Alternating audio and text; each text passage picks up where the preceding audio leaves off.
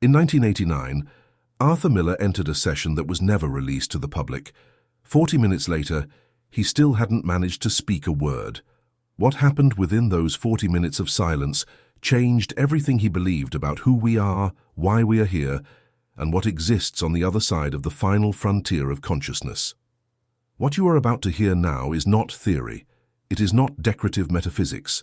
It is the transmission of a specific experience recorded on magnetic tape in the archives of the Miller Foundation and described in detail only in closed circles. If this video found you today, it was no accident. Place both hands over your chest now. Feel your own heartbeat. Recognize who you are beneath the name, the age, the history. Before continuing, write in the comments the phrase, "I recall the abyss," because something inside you already remembers, and because what comes next is for those who are ready to remember. Arthur Miller was not a mystic. He was not a guru. He did not come from any esoteric tradition. He was an American businessman, a radio executive, owner of broadcast stations in Chicago, a husband, a father, pragmatic to the bone. In 1958, at 43 years old, lying down to sleep on an ordinary night, he began to feel a strange vibration running through his entire body. It wasn't illness, it wasn't anxiety. It was something he had never experienced before, and which no doctor could explain in the following months. The vibration returned. It always came at the border between being awake and falling asleep. And then, on one of those nights, it happened. Arthur Miller found himself floating above his own body, looking at himself lying in bed. He tried to scream. He couldn't. He tried to return. He returned.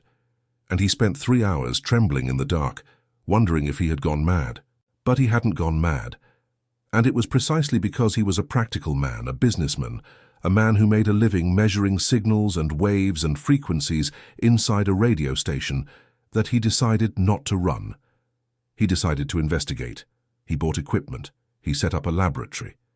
He began to record his own experiences on tape. And gradually, over more than 30 years, he mapped what no one before him had systematized: the specific levels of consciousness that exist beyond the ordinary waking state. He called these levels focus levels. Focus 10, the body sleeps but the mind remains awake. Focus 12, consciousness expands beyond physical limits. Focus 15, where time ceases to function as you know it. Focus 21, the bridge between this world and what lies beyond.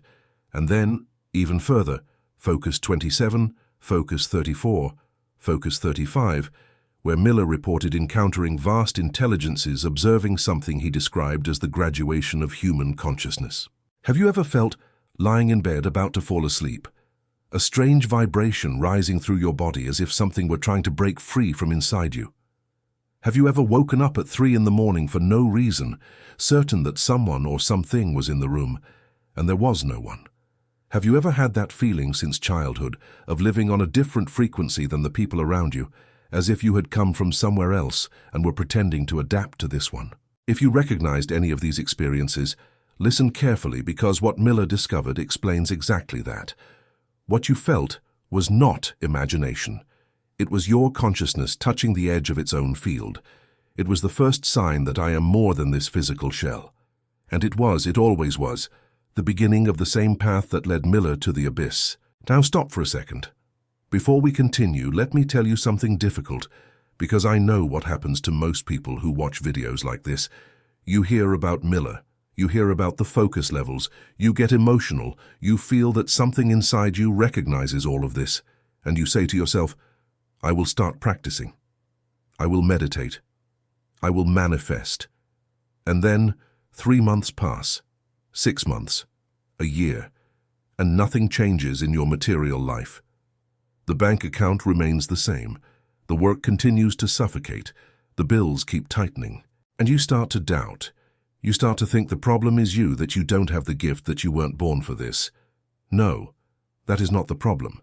The problem is that no one explained to you that your expanded consciousness cannot magnetize anything when your energy field is punctured by contradictory beliefs installed in childhood. You manifest in the morning and sabotage in the afternoon.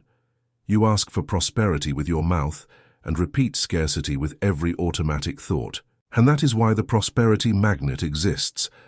a system for personal magnetic field reprogramming, in 28 days, based on daily frequency alignment and the dissolution of inherited blocks.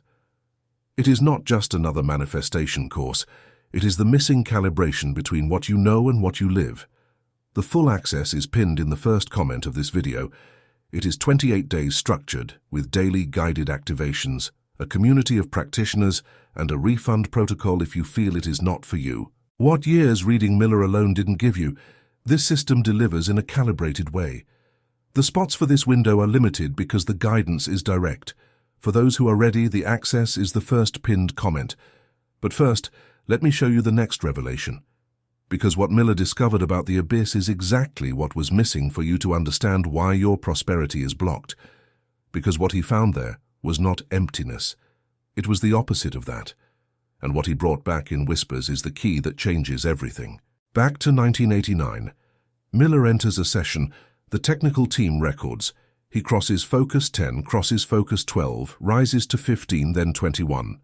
At focus 21, according to his own previous records, he was already at the bridge between the physical and the non-physical. But on that specific night he continued. He went further than he had ever gone before, and he entered what he would later call, in private conversations with his closest students, simply the abyss, the void. But his void was not absence. It was total presence without form. It was consciousness without an object. It was being inside everything that exists, before everything that exists took any form. And there, at the absolute center of that luminous absence, Miller described feeling for the first time in his life something he had never felt at any of the previous levels. Recognition, not fear, not strangeness, not surprise. Recognition. Think about the weight of that.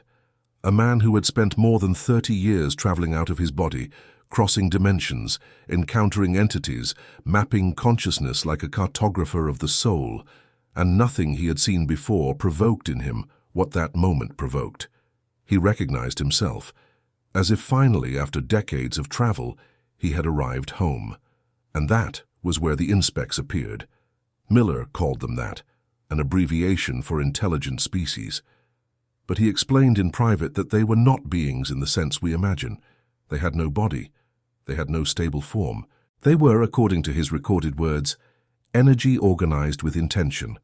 They communicated with him not through words, not through images, but through transmissions of condensed energy, entire packets of information that entered his consciousness all at once, and then took days to be unpacked into human language. And what these inspecs transmitted to Miller in that session is what he spent the last 5 years of his life trying to translate for his students. Are you ready to hear? Then stop now, at some point in this next part, and write in the comments the phrase, "I am more than this physical shell," not as an empty repetition but as a signature, as a commitment, as the exact point where you recognize within yourself that the voice that always knew this is the voice that matters. The central information Miller brought back was this: humanity is not here by accident, and it is not here as punishment. It is here by choice. Every consciousness that enters a human body chose to enter, and it chose to enter to produce a specific form of energy, which Miller called hearing from the inspects Loosh. Loosh is the energy generated by intense emotional experience lived within the limitation of physical form. And the densest, most concentrated, most valuable form of Loosh, according to this transmission, is love. Love experienced within separation. Love felt despite pain. Love chosen despite forgetting. Think about what this means for you. You were never punished for being here. You volunteered. Every moment of pain you went through, every loss, every night crying alone, wondering why this is happening to me, was part of a course that your higher consciousness agreed to take even before you had a name. Human life is not a prison. It is a laboratory. It is a school for generating Loosh. And love, this difficult, chosen love, lived despite everything, is the rarest and most valuable thing in the entire energetic structure of the universe, because only the consciousness that forgets who it is and yet still loves can generate this specific frequency. This is what Miller heard. This is what he spent 40 minutes unable to repeat, because he knew that if he said it too quickly, no one would hear it properly. You are more than this physical shell. Repeat this with me in silence. You are more than this physical shell, not as a mantra, as truth, as a technical fact. Because the body is an instrument, not the identity. The body is the vehicle, not the driver. And this phrase, which Miller turned into the central refrain of all his work, is the starting point of the practice he developed in the last years of his life so that ordinary people, without a laboratory, without equipment, without hemisync in their ears, could have the first direct experience. Not reading, the experience. Now here is what they classified. Here is what they buried. For decades, this type of information was treated with scorn in academic environments. Entire research projects on out-of-body consciousness were defunded, ridiculed, swept under the rug, and not by chance. There is a document now declassified from the Gateway Program, an official report commissioned by an agency of the government of the States in 1983, which technically analyzed Miller's methods and concluded that human consciousness in certain frequency states can access information outside the limits of time and space. This document existed for decades, locked away.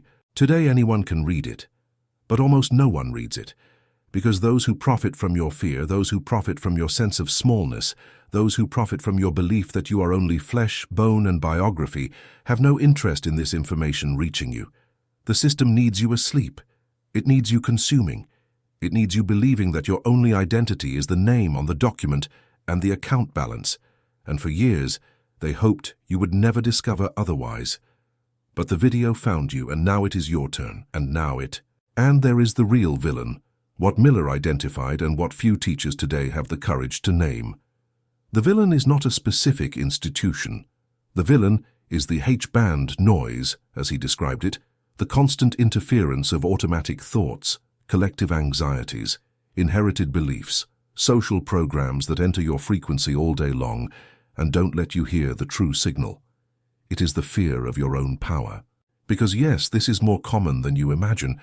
People who recognize within themselves an enormous capacity and run from it, because assuming this power means no longer being able to blame anyone for the life they are living. It is the materialistic programming, which taught you since childhood that only what can be weighed, measured, photographed is real. It is the trained disbelief, which blocks the signal before it even arrives.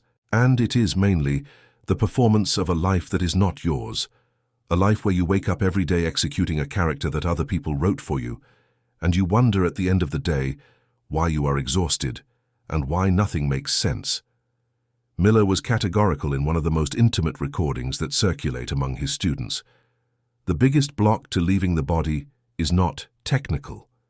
It is the secret belief of unworthiness. You don't travel because, on some deep level, you still think you don't deserve what exists on the other side. And that is why the practice he left is so simple and at the same time so demanding. It is not a technique, it is a surrender. He called it the threshold method, or edge state, and it works like this. When you lie down at night, before sleeping, there are between 3 and 5 precious minutes in which the body is already weighing down, but the mind is still conscious. This is the window. This is focus 10. You don't force. You allow. Let the body weigh. Let the breathing slow down. And when you feel you are on that bridge between awake and asleep, you say mentally clearly 3 times, I am more than this physical shell. I am more than this physical shell. I am more than this physical shell. Then, in absolute internal silence, you authorize. You authorize your consciousness to expand, to remember, to recognize its own nature. And then comes the step that few teachers teach. You invite the abyss. 60 seconds of total silence, without looking for any image, without expecting anything, just present with the door unlocked. And upon waking the next day, before even getting up, you place both hands over your chest, exactly as you did at the beginning of this video, and confirm, I have returned, and I am more than this physical shell. This is the complete protocol. No hemisync, no headphones, no equipment. 5 steps, every night. There is something Miller spoke about in private with his most advanced students, and which is perhaps the most important part of this entire transmission. He said that there are today, incarnated, 3 distinct waves of souls. The first wave arrived a long time ago and is already practically all disincarnated. The second wave is leaving now. And the third wave is arriving precisely at this historical moment, in young bodies, in middle-aged bodies, in people who have always felt they were living on a different frequency, in people who looked at the world since childhood with the clear sensation of not belonging, in people who heard within themselves, even without knowing how to explain it, a constant call for something they could never name. If you are here listening to this, with your breathing slower, with something inside your chest tightening while I speak, with tears that you don't understand where they came from, it is because you are part of this third wave. And you were not drawn by luck. You applied. Think about what this changes. It is no longer about looking for something out there. It is about remembering something that has always been here inside. It is not about becoming special. It is about stopping pretending you are ordinary. It is not about conquering expanded consciousness. It is about admitting that it has always been your base frequency, and that everything that came after, all the forgetting, all the sense of smallness, all the life that seemed wrong, was the performative part, and the true part is there, untouched, on the other side of the next deep breath. Now, with all this on the table, I need to return to what I said before, because understanding this is not enough. Knowing is not enough. Miller knew this better than anyone, and that is why he structured an entire institute with protocols, guided sessions, and follow-up. Expanded consciousness does not sustain itself on the enthusiasm of one night. It sustains itself on the daily calibration of the field, and that is exactly the point where most people who hear messages like this get stuck. You leave here inspired, you do 3 nights of practice, you forget on the 4th. You go back to living in the H-band noise. And in 6 months you are again wondering why material life doesn't change. That is why the Prosperity Magnet was built as a daily system of 28 days. It is not theory. It is frequency calibration applied to concrete life, to the bank account, to the profession, to relationships. It is the bridge between what Miller discovered about you and the life that this discovery makes possible. It is pinned in the first comment of this video.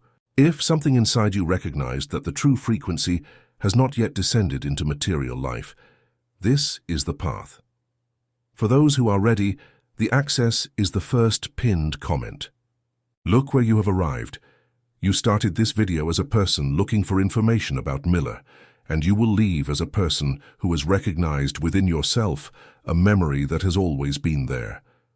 The 1989 session, the abyss, the inspecs, the loosh, love as the densest form of energy, the third wave, the threshold method. All of this is stitched together into a single point. You are more than this physical shell. You applied to be here, and everything you felt of strangeness your whole life was your consciousness, asking you to remember. The door is not closed, it never was. The door is unlocked, and the only filter that exists is whether you are willing to cross it, not with fear, with recognition.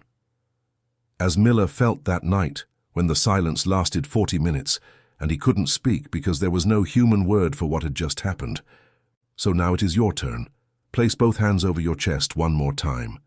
Feel the heartbeat, and write in the comments, as the final signature of this transmission, the phrase, "The door is unlocked."